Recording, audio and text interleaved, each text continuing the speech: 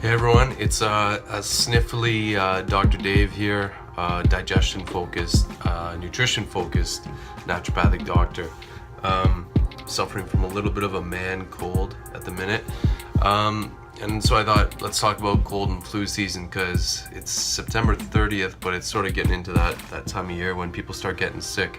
And I just want to talk about some things you can do, sort of long-term approach, and more things you can do, when you get sick. So more preventative versus reactive types of natural medicine that you can do. So as cold and flu season are here, that means likely your vitamin D is just plummeting. So when I wake up in the morning now, it's dark. The sunlight is decreased, and so that means our vitamin D is decreasing. And there's actually just an inverse relationship. So when the sunlight goes down, the vitamin D levels go down, and so the incidence of flu goes up. Directly related. So vitamin D, one of your top two things to do to prevent getting colds and flus.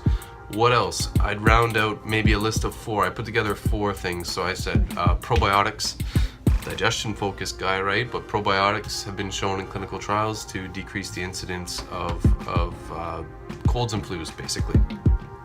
I'd show you the studies, but you probably don't need to see the studies. You can trust me.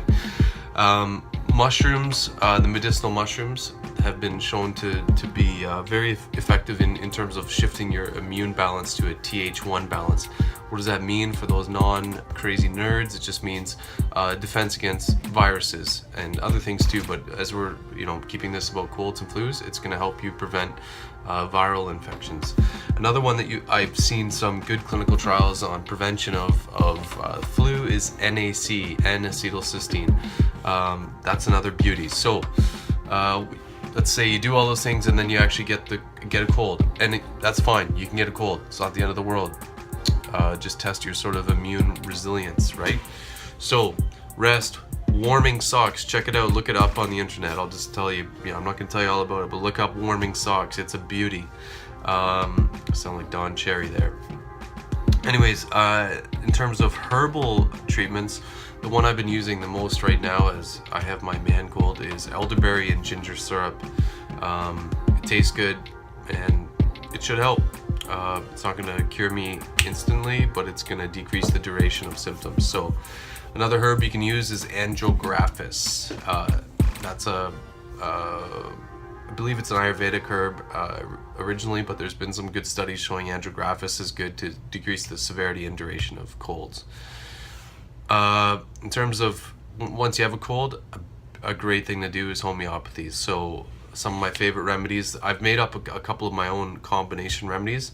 And so when I see someone with more of a head cold like what I have, I use Pulsatilla, Causticum, Calcareous sulfuricum, Hydrastis, Mercurius, Belladonna, Sabadia, and Sambucus. So there's 8 sort of remedies that I go to.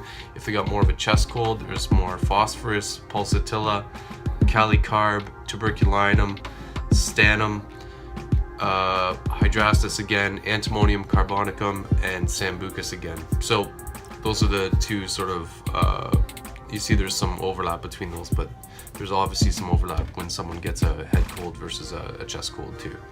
So it makes sense. And then gut health. Remember, digestion focused, nutrition focused guide. What am I going to talk about? Gut health, because that's all I talk about, right? No, it's also because 80% of your immune system resides in your gut. It's not the end of the world if you get a cold. It's okay. If you get them all the time, that's a different issue. And if you don't recover fairly quickly, that's a different issue. But if you get a cold, it's okay. Probably just time to rest. Hope you found that helpful, and we'll talk to you again next week.